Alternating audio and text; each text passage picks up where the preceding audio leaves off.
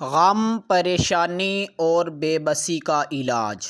ایسے موقع پر اللہ تعالیٰ کے رسول صلی اللہ علیہ وآلہ وسلم یہ دعا پڑھا کرتے تھے۔ آئیے اس دعا کو پڑھنے کی سعادت حاصل کرتے ہیں۔ بسم اللہ الرحمن الرحیم۔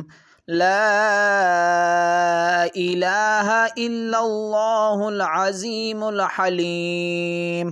لا الہ الا اللہ رب العرش العظیم۔ لا الہ الا اللہ رب السماوات ورب الارض ورب العرش الکریم۔ انتہائی عظمت والے اور بے حد بردبار اللہ تعالیٰ کے سوا کوئی بھی عبادت کا مستحق نہیں۔ بہت عظمت والے عرش کے رب اللہ تعالیٰ کے سوا کوئی بھی معبود ہونے کا حق نہیں رکھتا۔